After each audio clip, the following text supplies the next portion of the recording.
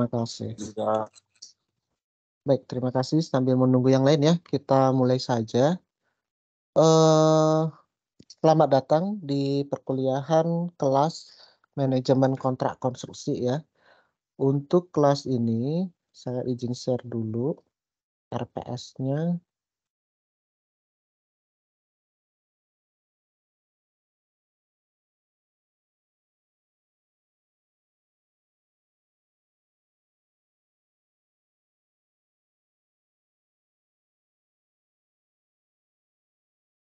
Apakah sudah kelihatan? Sudah, Pak. Sudah ya. Baik, RPS untuk mata kuliah manajemen kontrak dan klaim konstruksi ya. MKK ini 2 SKS ya. Ini bisa kalian baca sendiri. Nanti RPS-nya seperti biasa akan ada di portal ya. Tapi yang ingin saya highlight adalah untuk topik per minggu ya. Jadi di minggu pertama itu mahasiswa mampu memahami sejarah, hukum, kronologi, dan kaitan aspek risiko dalam kontrak konstruksi. Minggu kedua, kita berbicara mengenai berbagai tipe, aspek, dan siklus hidup kontrak konstruksi. Minggu ketiga, kita bicara mengenai berbagai prinsip dasar dalam kontrak. Minggu keempat, kita memahami berbagai dokumen kontrak konstruksi. Minggu kelima, itu ada 2. Yang pertama itu tugas dan peranan dari konsultan MK dan administrasi kontrak di lapangan. Minggu keenam itu memahami aspek waktu dalam kontrak konstruksi. Minggu ketujuh itu terkait dengan aspek biaya dan pembayaran pekerjaan. Minggu ke-8 ini adalah UTS ya, ujian MIT. Nah ini nilainya 35% ya dari total nilai keseluruhan dari mata kuliah ini. Minggu ke-9 kita bicara mengenai aspek mutu. Minggu ke-10 kita bicara mengenai prosedur perubahan pekerjaan dan keadaan kahar atau force majeure. Minggu ke-11 kita bicara mengenai subkontrak dan kontrak supplier. Minggu ke-12 kita bicara mengenai international contract ya dan standard form of construction contract. Minggu ke-13 dan ke-14 itu terkait dengan manajemen klaim konstruksi. Minggu ke-15 adalah presentasi tugas kelompok ya. Jadi ini belum saya putuskan apakah terkait dengan perancangan kontrak konstruksi atau teknis klaim konstruksinya ya. Tapi ini nilainya adalah 30%. Kemudian minggu ke-16 terakhir adalah UAS ya. Ujian MIT itu 35%. Untuk saya biasanya ujian final ya ini ya UAS. Untuk saya biasanya ujian MIT ya dari minggu 1 sampai minggu 7 materinya ya. Sedangkan ujian final itu ya dari minggu minggu ke-9 sampai minggu ke terakhir ya, minggu ke-15. Biasanya seperti itu. Tapi untuk mungkin detailnya nanti akan saya infokan mungkin ya, akan kisi-kisi atau yang lainnya. Oke. Sampai sini ada yang mau ditanyakan terkait dengan RPS? Kalau sudah cukup jelas, Pak. Ya. Berarti nggak ada tugas tiap mingguan gitu dong? Subjek ini tidak ada. Oh, Ya. oke. Tapi adanya Ya. nanti tugas kelompok. Mungkin tugas kelompok akan diberikan di awal-awal minggu ya, supaya kalian bisa prepare lebih baik. Tapi itu nanti deh saya akan infokan, karena saya sendiri belum memutuskan apakah terkait kontrak atau terkait klaimnya gitu ya. Oke Pak, terima kasih. Ada lagi yang mau ditanyakan? Kalau tidak ada, seperti biasa ya, di kita 75% absensi kehadiran, ya, presensi kehadiran. Jadi tolong kalau misalnya kalian tidak bisa hadir, sakit, ya, atau apapun, infokan ke saya. Kalau tidak ada kabar, otomatis saya akan buat tidak hadir, ya. Tapi kalau misalnya pun kalian masih ada memberikan kabar atau ikut sebagian, ya, 1 jam, itu masih bisa saya anggap hadir, gitu ya. Oke? Kalau sudah,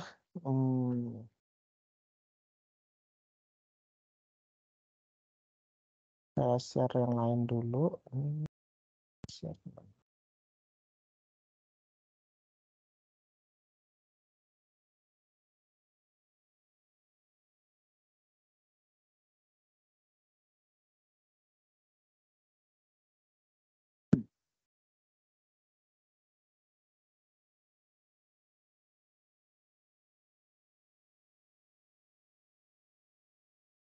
Oke, sudah kelihatan? Sudah ya? Sudah. Oke, kita langsung aja masuk ke materi ya. Introduction di minggu pertama ya. Ini daftar isinya ya, why contract ya, history of construction contract, construction law and contract law ya, kronologis ya, kemudian risks. Ini referensinya. Nah ini kalau kita bicara mengenai industri konstruksi ya, tentu ada banyak sekali aspek yang perlu kita pelajari dan kita ketahui ya. Sebentar nih siapa ini?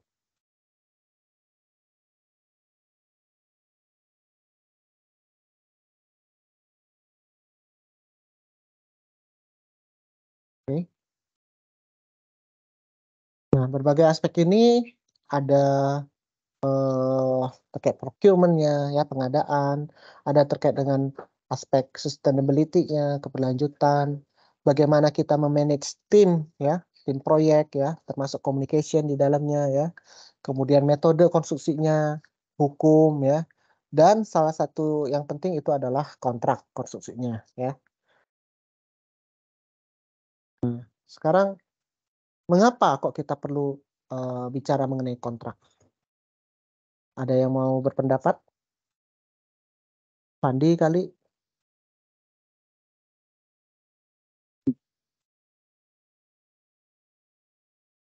Siapa? Fandi? Kenapa kontrak penting ya, Pak? Ya. Karena kalau ada kontrak itu semua tertulis di atas hitam di atas putih. Jadi kalau sebagai acuannya gitu, Pak. Jadi tidak boleh dilanggar. Kalau misalnya secara lisan doang kan itu bisa dilanggar kapanpun karena tidak ada bukti-buktinya, hanya lisan, kecuali kalau direkam. Oke, ya. Benar ya. eh Tadi yang saya highlight dari jawaban Leo Fandi ya, ada hitam di atas putih ya. Nah, ini yang membedakan antara kontrak dengan perjanjian sebenarnya ya. Kalau perjanjian ya bisa perjanjian tertulis, bisa perjanjian secara lisan gitu kan ya. Tapi kontrak ya secara tertulis ya. Nah, mengapa kontrak itu penting ya? Tadi di dalam kontrak itu ada hak dan kewajiban. Dan di dalam kita melakukan pekerjaan konstruksi itu kan ada banyak sekali isinya ya. Mulai dari spesifikasinya ya, standarnya. Oh ini antara satu gedung, kalau kita bicara satu bangunan, gedung katakanlah. Gedung meskipun similar ya, mirip, tapi mungkin dia memiliki spesifikasi yang berbeda. Baik mungkin mutu betonnya ya, yang satu mungkin K350, yang satunya K400 ya, atau yang lain-lainnya. Bahkan di satu gedung yang sama pun antara elemen-elemennya berbeda ya, mutu betonnya misalnya ya. Kalau kita yang paling simpel lah ya, mutu beton antara katakanlah kolom ya, kolom dengan dia slab on grade ya. Mana yang kira-kira yang lebih tinggi mutunya ya. Nah, itu semua eh, bisa dijawab dari ketentuan di spek ya. Nah, spek ini sendiri adalah bagian dari dokumen kontrak ya. Kemudian di dalam kontraknya sendiri, kontrak utamanya itu umumnya ada ruang lingkup ya. Klausul atau pasal terkait dengan ruang lingkup, scope of work ya. Oh, proyek ini kalau kita bicara dapat satu proyek ini ruang lingkupnya apa aja?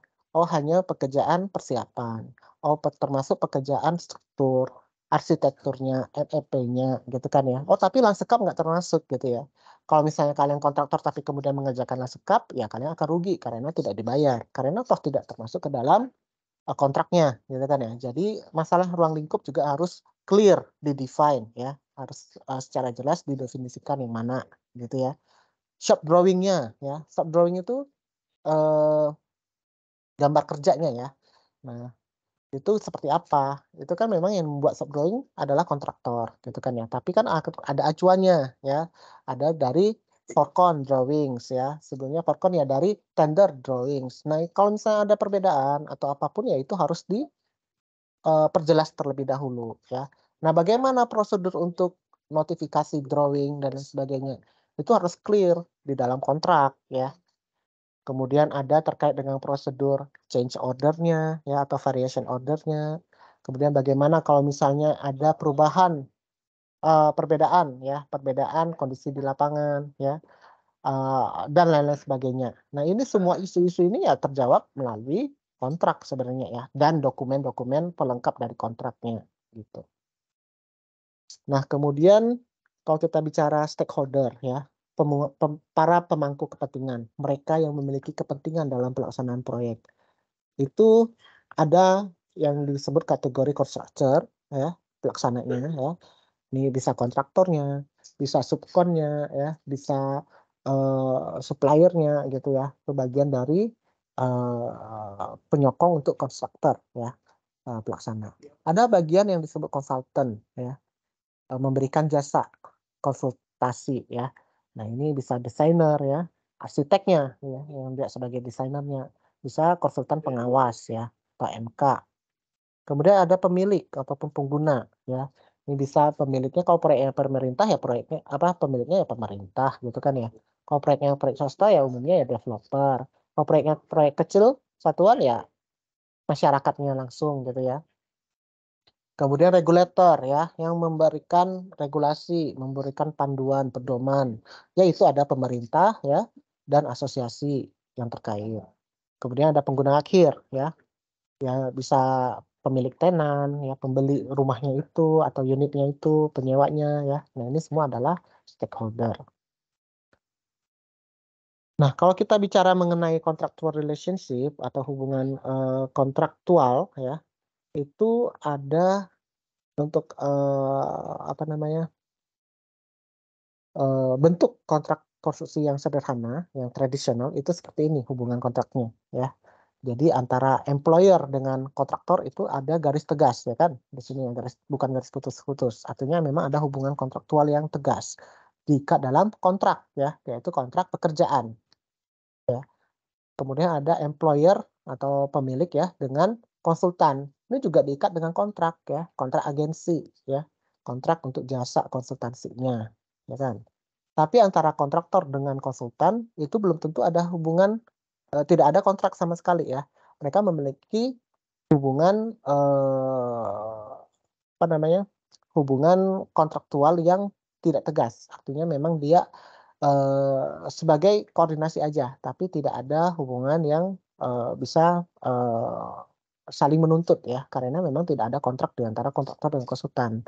Nah, ini adalah untuk bentuk kontrak yang tipenya tradisional ya, konvensional, yang paling umum misalnya ya, seperti ini. Kita akan bicara lagi, beda lagi hubungan kontraktual kalau misalnya bentuk kontraknya itu adalah design and build ya, atau bentuknya itu adalah manajemen contracting ya, beda lagi gitu ya. Oke. Sekarang definisi ya dari kontrak. Di sini saya ambil dari KUH Perdata ya 1313 yang sampai saat ini belum diperbarui ya, padahal KUH Perdata ini adalah warisan kolonial ya sebenarnya ya. Di pasal 1313 KUH Perdata yang dinamakan perikatan ya atau persetujuan ataupun perjanjian adalah suatu perbuatan di mana satu orang atau lebih mengikatkan diri terhadap satu orang atau lebih yang lain ya. Kemudian ada PP 54 2010 ini fokus untuk kontrak pengadaan pemerintah ya. Disebut perjanjian tertulis antara PPK ya, pejabat pembuat komitmen dengan penyedia barang atau jasanya yaitu kontraktornya ya ataupun pelaksana swakelolanya. Kemudian ya secara umum ya, kontrak adalah sebuah kesepakatan antara para pihak yang memiliki kapasitas untuk membuatnya dalam bentuk dan ketentuan yang sesuai dengan hukum yang berlaku dan membentuk sebuah kewajiban di hadapan pengadilan ya. Prinsipnya kalau kita mau membuat kontrak itu ya kontraknya jelas dan koheren ya, satu menyatu gitu ya. Kemudian prinsip adil dan setara ya. Eee, karena kalau misalnya kontrak itu dibuat dengan timpang ya, tidak memikirkan kesetaraan ataupun prinsip keadilan, ya akan ada banyak sekali resiko ya, dan akan besar sekali kemungkinan pekerjaan itu tidak akan selesai dengan yang sebagaimana diharapkan. Ada yang masuk sebentar.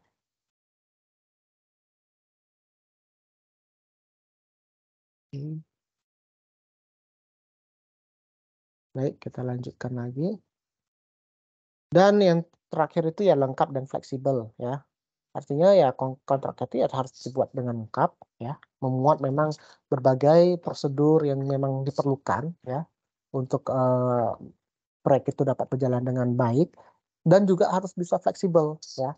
Artinya ya dia kontrak itu dapat memuat kepentingan-kepentingan para pihak, kedua belah pihak gitu ya.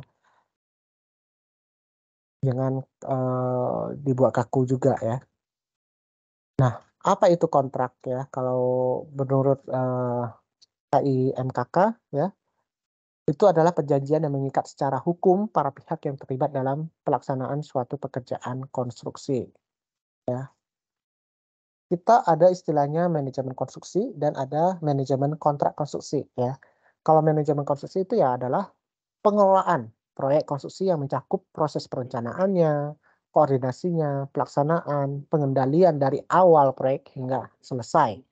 Tujuannya tentu untuk memonitor dan mengendalikan progres pelaksanaan pekerjaan sebuah proyek konstruksi, terutama terkait dengan aspek kualitas, ya, biaya, dan waktunya, gitu ya. Sedangkan MKK itu sebenarnya adalah lebih fokus di aspek kontraktualnya. Dengan demikian sebenarnya MKK adalah part ya, bagian dari manajemen konstruksi ya. Nah, dilihat dari orientasinya, kontrak itu sebenarnya dapat dibagi menjadi dua, yaitu kontrak yang sifatnya umum, general contract, dan kontrak yang sifatnya khusus ya, engineering contract ya, kontrak kerekayasaan gitu ya. Kalau kontrak umum ya lebih memang menekankan pada aspek legal saja, hak dan kewajiban. Tapi kalau kita bicara mengenai construction contract, which is part of engineering contract, ini adalah ada kompetensi khususnya gitu ya. Makanya tidak yang menguasai construction contract itu bukan dari lawyer gitu ya. Tapi kalau lawyer ya umumnya ya general contract. Tapi kalau construction contract ya adalah engineer ya. Para insinyur ya yang kemudian memang mereka apa namanya? Memfokuskan diri, menspesialisasikan diri pada aspek law ya, legal dari suatu pekerjaan proyek konstruksi gitu ya. Nah, construction contract ini ya tentu tadi ya mengelola proyek dari awal sampai akhir dan memuat hal-hal teknisnya, mengatur hal-hal legal dan teknis dari biaya, mutu dan waktu gitu ya. Nah, ini tadi ya terkait dengan lawyer versus insinyur ya, engineer ya. MKK ini memang adalah suatu keilmuan baru ya di Indonesia terutama dan menjadi vital dalam pengembangan suatu proyek ya.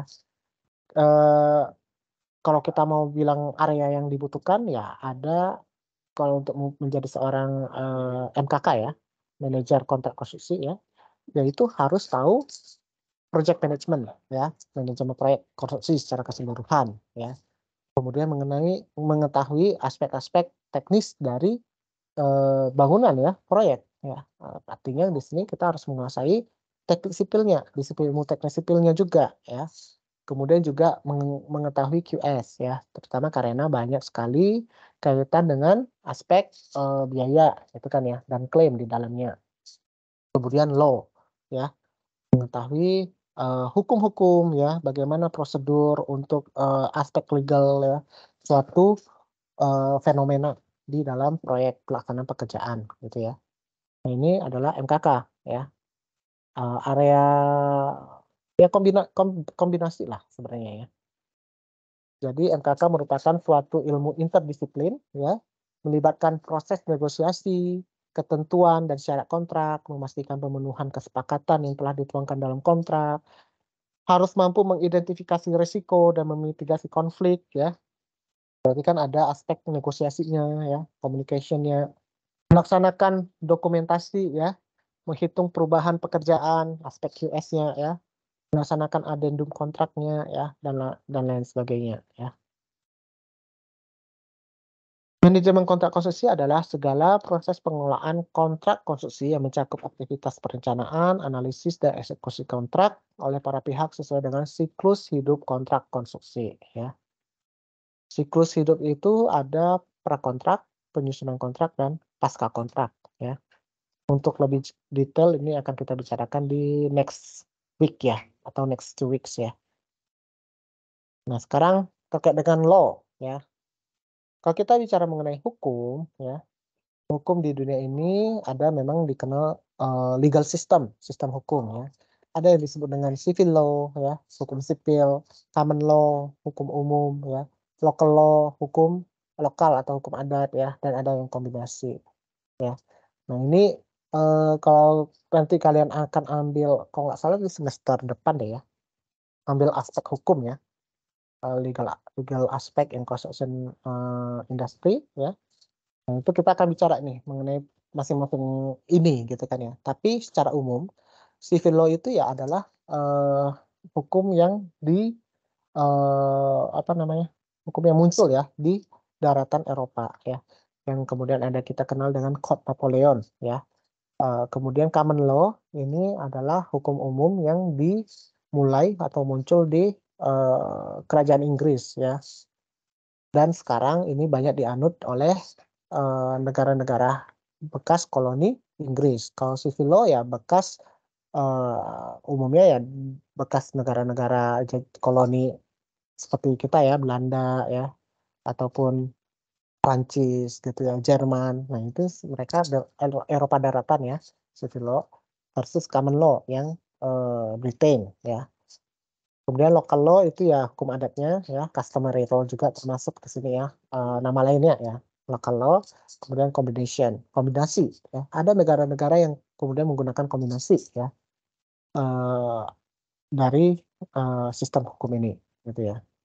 Nah Indonesia sendiri yang mana? Indonesia itu kalau kita bicara mengenai keperdataan ya, keperdataan itu adalah kita mana menganut civil law ya. Karena kita memang bekas jajahan koloni dari Inggris ya, dan Jepang pun sama civil law gitu ya. China itu juga civil law gitu ya. Tapi Hong Kong bukan. Kalau Hong Kong itu common law, Singapura common law, Malaysia common law gitu ya. Jadi ini memang terkait dengan perbedaan legal system ya yang ada di dunia secara garis besar. Ada perbedaan prinsip di antara keduanya ya, terutama civil law dengan common law ya, saya bicarakan. Ada perbedaan prinsip, tapi itu tidak akan kita bicarakan di sini. Oke. Kemudian sebuah landasan hukum kontrak yang umum itu adalah pacta sunt servanda ya, dari bahasa Latin yang berarti perjanjian haruslah ditepati ya. Pacta sunt servanda.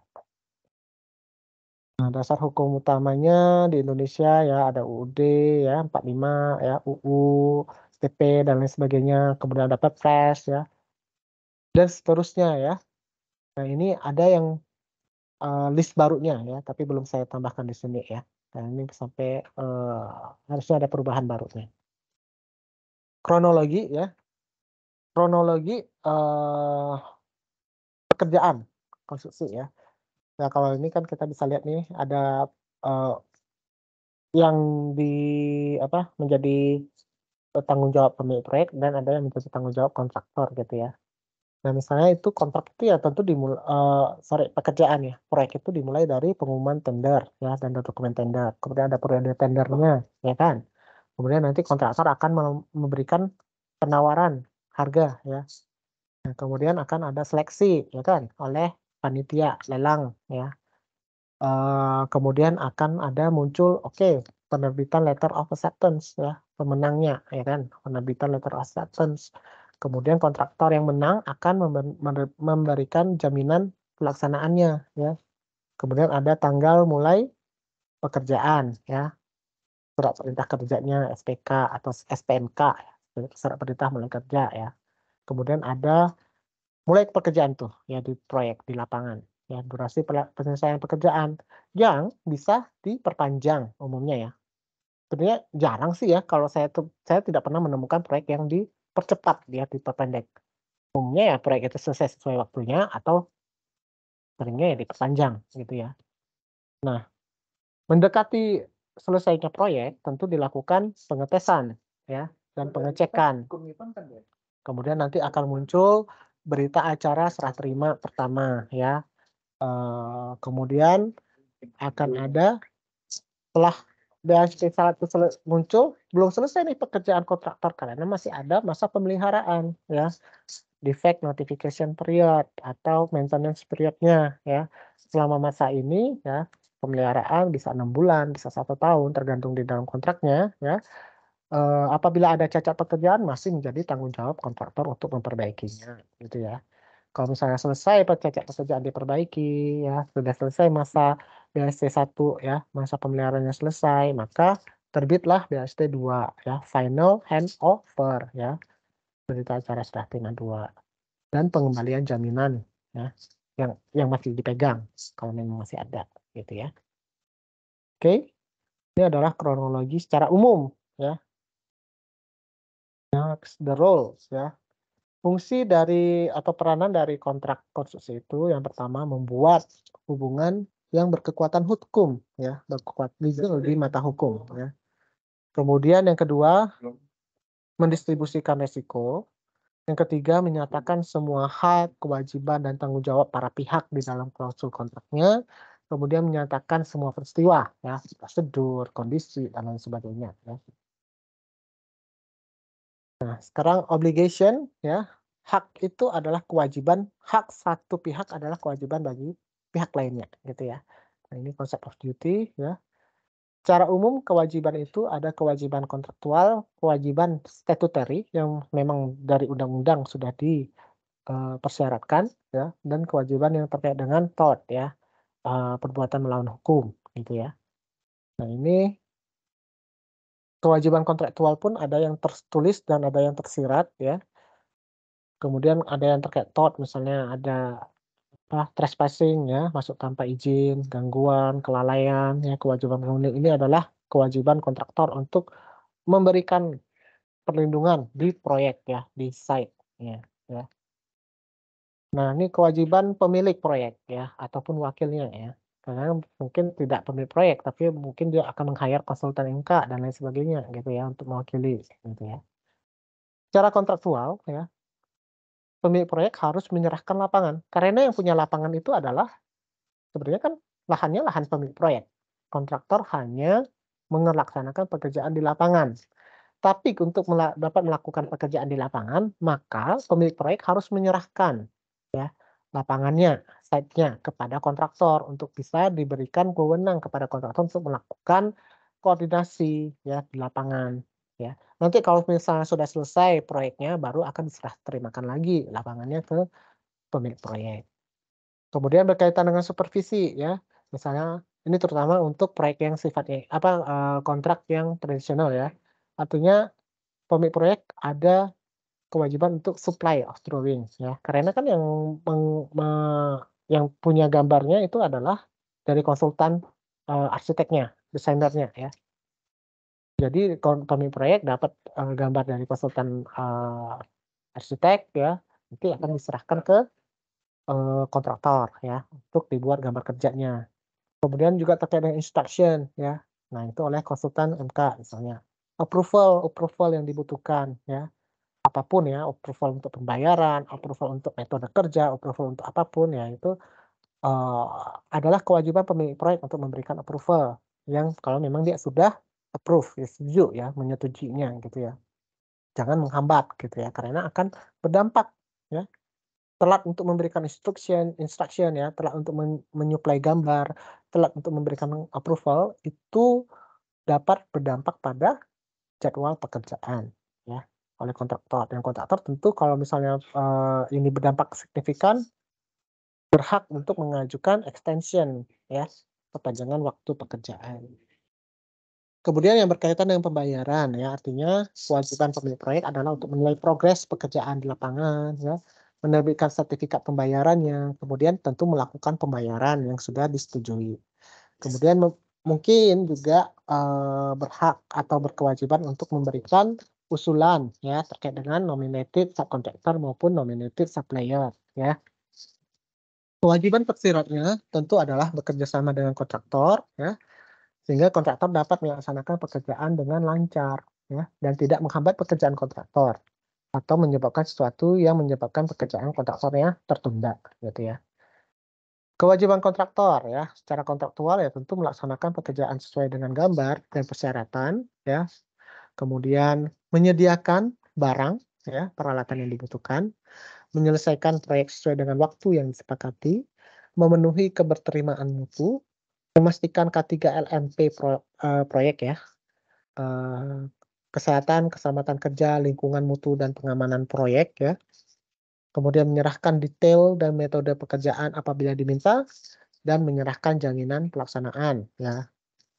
Kemudian kewajiban tersiratnya ya tentu menyelesaikan pekerjaan ya within reasonable time ya. Kemudian melaksanakan pekerjaan dengan kecakapan yang layak ya, menggunakan material dengan kualitas yang sesuai dan berfungsi, memberikan peringatan dini atas kemungkinan variation order maupun force major ya, dan memberikan informasi atas desain yang mungkin keliru. Nah, di sini ada studi kasus ya. Silakan dibaca. Oke, kalau sudah dibaca, pertanyaannya adalah siapa yang harus bertanggung jawab atas kejadian ini? Apakah Slamet atau Kordi?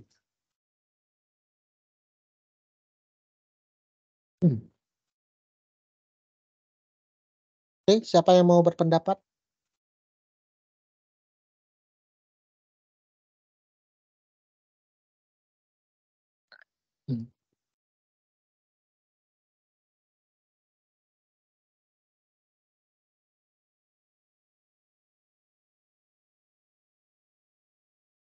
Gimana?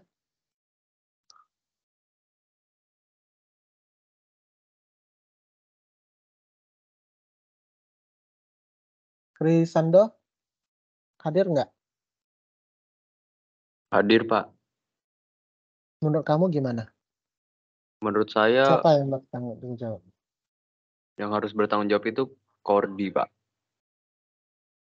Karena Kenapa? dia dari awal sudah diperingati, katanya ingin memperbaiki, tapi tidak diperbaiki juga, Pak. Benar ya. Putusan pengadilan menyatakan bahwa Kordi bersalah dan bertanggung jawab atas negligence ya, keteledoran yang menyebabkan orang lain terluka ya. Dan ini adalah putusan putusan pengadilan yang nyata ya. Ini memang kasus real antara Hawkins versus Kordi ya. Dengan apa namanya, keywordsnya itu adalah negligence ya. Nah, terakhir ya, bagian terakhir, menurut Anda nih, kepada siapakah resiko-resiko kontrak resiko konstruksi itu diberikan?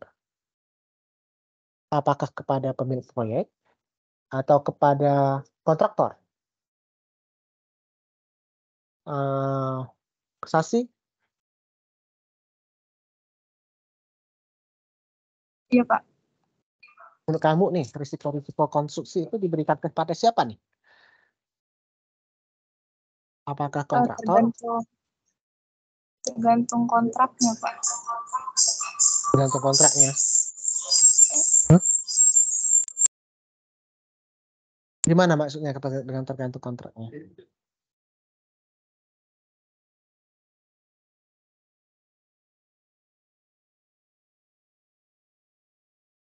Tergantung kontraknya maksudnya kayak yang diatur di kontraknya itu resikonya diberikan kepada kontraktor atau employer-nya.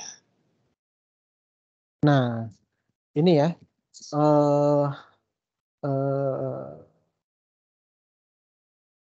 kalau kita bicara apa namanya, bicara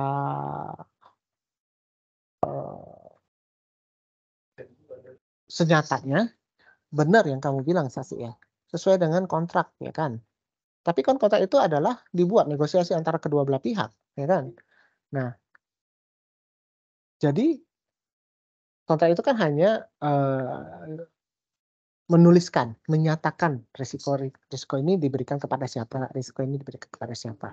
Tapi itu antara satu kontrak pekerjaan konstruksi dengan pekerjaan konstruksi lain bisa saja berbeda gitu loh ya, karena tergantung dengan negosiasi kontrak pada saat negosiasi kontrak ya kan oleh kedua belah pihak ya. Oh, terkait dengan ini diberikan lebih ke siapa? Oh, mungkin lebih ke diberikan kepada kontraktor untuk risiko ini ya. Atau terkait dengan aspek pembayaran. lebih diberikan kepada employer ya. Jadi sebenarnya idealnya ya risiko konstruksi dalam pekerjaan konstruksi itu diberikan kepada pihak yang memang dapat menyerap atau mengatasi risiko tersebut ya, either kontraktor maupun employer. Yang kemudian tadi kamu bilang Safi, dituangkanlah ke dalam kontraknya gitu ya. Tapi kita juga mengenal bentuk-bentuk kontrak kan. Nah, nanti nih besok minggu depan ya kayaknya. Masing-masing bentuk kontrak itu juga ada beda-bedanya ya. Karena masing-masing bentuk kontrak itu ada potensi resikonya yang diserap lebih besar kemana gitu ya. Nah, ini tentu ada implikasinya ya. Di sini ada nggak? Oh, nggak ada. Berarti mungkin next-nya ya. Next week-nya ya. Jadi memang contohnya ya, resiko yang diberikan kepada pemilik proyek ya terkait dengan desain ya. Karena yang memiliki hubungan kontraktual dengan arsitek, konsultannya ya. Kalau yang diberikan ke kontraktor ya misalnya terkait dengan resiko K3 ya atau resiko-resiko pelaksanaan teknis ya di lapangan gitu ya. Nah, tapi ini tadi saya bilang tipe procurement ya, tipe bentuk kontraknya ini bisa berbeda karena akan memberikan alokasi risiko yang berbeda ya bagi para pihak. Nah, ini akan kita bicarakan next ya. Nah, ini adanya perubahan terkait dengan kebijakan kontrak jasa konstruksi pemerintah ya. Mungkin ini tidak untuk bagi proyek-proyek swasta, tapi bagi proyek pemerintah iya ya. Ini yang tadi dasar hukum yang berubah ya. Ada dari Permen PUPR ya, nomor 14 tahun 2020 mengenai standar dan pedoman pengadaan jasa konstruksi melalui penyedia, dan peraturan LKPP nomor 12 tahun 2021 tentang pedoman pelaksanaan pengadaan barang jasa pemerintah melalui penyedia ya. Nah, ini tanggal mulai kerja dalam SPMK ya, surat perintah mulai kerja dicantumkan tanggal mulai kerja ya. Kalau dalam peraturan LKPP nomor 12 tahun 2021 tanggal penandatangan SPMK itu ditetapkan sebagai tanggal mulai berlaku efektif kontrak gitu ya. Perubahan harga ini kalau terkait dengan perubahan harga melalui pemeriksaan redaksi teknis, kalau yang ini melalui pejabat peneliti pelaksanaan kontrak atau tim pendukungnya ya. Untuk lamsam ya, perubahan pekerjaan untuk yang lamsam ini ada dalam hal terdapat perbedaan antara kondisi pekerjaan pada saat pelaksanaan dengan KAK ya. Pengguna jasa bersama penyedia dapat melakukan perubahan pekerjaan yang meliputi mengubah lingkup ya, mengurangi atau menambah jenis pekerjaan dan perubahan jadwal ya. Tapi untuk peraturan LKPP ini ditambahkan ya, menambah atau mengurangi volume waktu penugasan yang tercantum dalam KAK atau kontrak ya. Nah, ini definisi ya, berubah juga ya. HPS kalau untuk di Permen PUPR ini perkiraan harga barang jasa yang ditetapkan oleh pengguna jasa. Kalau menurut LKPP ini perkiraan harga barang jasa yang ditetapkan oleh PPK yang telah memperhitungkan biaya tak langsung ya, keuntungan dan PPN ya. Ya sebenarnya sih sama aja ya, sebenarnya itu HPS ya, harga yang diperkirakan oleh si pemilik proyeknya gitu kan ya.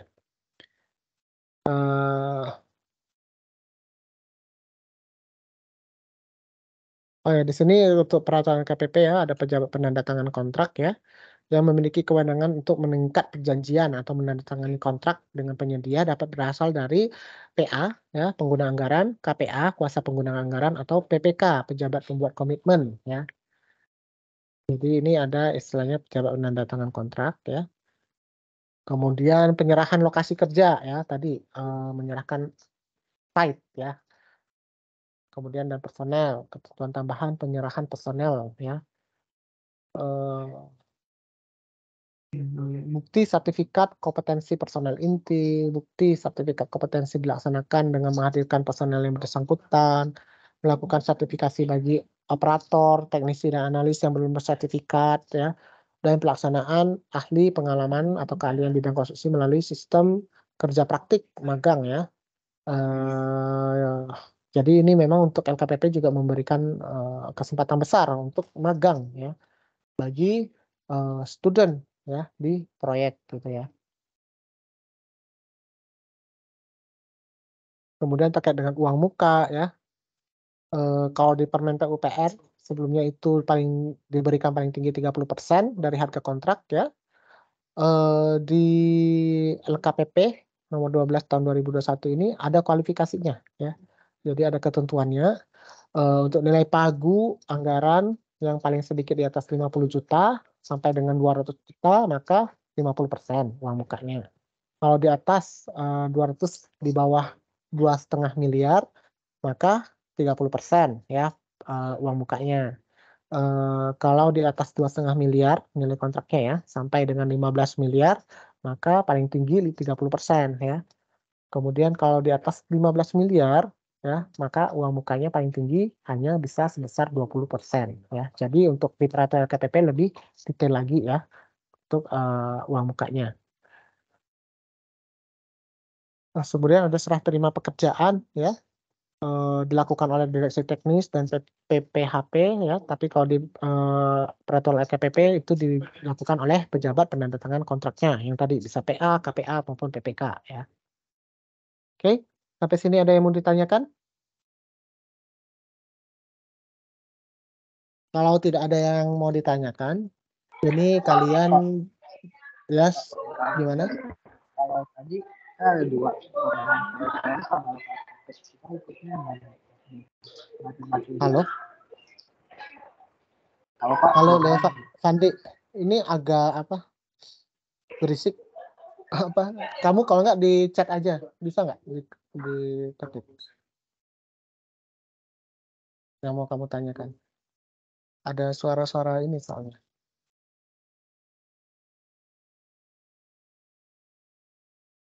Oke ya, kalau yang lainnya seperti biasa ya untuk mata kuliah saya encourage kalian untuk belajar mandiri ya, active learning, baik itu dengan membaca bahan kajian ataupun dengan ini ya dari paper yang saya minta kalian baca ya. Misalnya ini kan oleh Apollo ya, Risk Sharing in the Construction Work Context ya. Ini silakan kalian cari, kalian download dan kalian baca ya. Kalau ada yang mau kalian tanyakan dan diskusikan nggak jelas ya silakan kalian tanyakan minggu depan gitu ya. Gimana tadi Fandi? Kamu udah tulis di chat belum ya?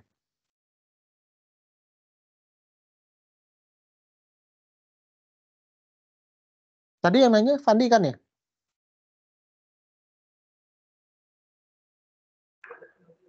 Oh, sekarang masih banyak suara loh Pak. Ah ya udah. Gimana? Kan tadi ada Permen PUPR sama peraturan LKPP. Kalau misalkan perubahan konstitusi itu mengacunya yang mana berarti kita pakainya? Untuk apa? Untuk yang mana? Yang tadi Pak, perubahan ketentuan itu.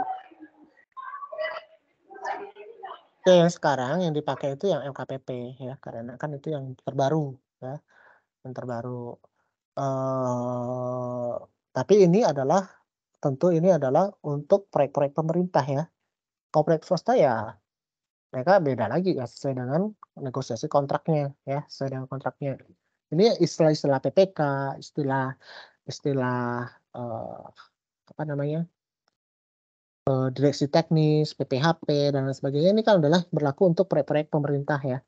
Proyek-proyek yang dijalankan oleh PUPR, kementerian-kementerian lain yang terkait yang memiliki pagu anggaran untuk melakukan pelaksanaan pekerjaan konstruksi gitu ya. Terutama PUPR ya, pekerjaan umum dan perumahan ya. Berarti kalau swasta itu nggak pakai peraturan-peraturan yang kayak gini juga Pak? Swasta sih beda. secara nggak mereka tidak akan merefer pada peraturan-peraturan yang detail begini karena ini adalah peraturan pengadaan barang dan jasa untuk pemerintah ya. Mereka mungkin akan mencontoh prosedur umumnya gitu kan ya, atau ya banyaknya ya pure memang melalui best practice di industri konstruksinya ya. Misalnya di kita proyek-proyek swasta banyak menggunakan FIDIC ya kan. Atau misalnya karena ada hibah atau ada apa dia lebih cenderung dengan JCT ya, Joint Contract Tribunal standar formnya. Mereka akan mengacu pada itu gitu prosedur itu gitu. Ya. Tapi yang ribet ini kan karena proyek-proyek pemerintah itu ada apa namanya? Ada pertanggungjawaban ya, keuangan negara terhadap keuangan negara ya.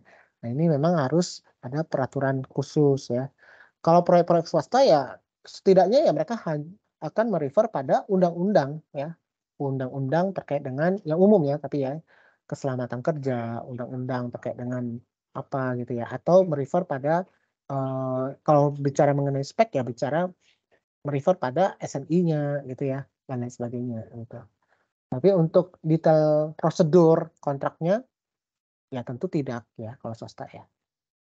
Tidak untuk apa juga mereka merefer ini ya. Oke. Ada lagi yang mau ditanyakan? Paham ya?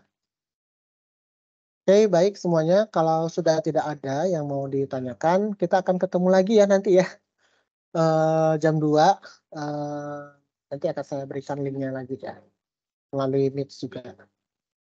Oke, baik semuanya. Saya akhiri. Terima kasih atas perhatiannya. Kita jumpa lagi minggu depan untuk kontrak.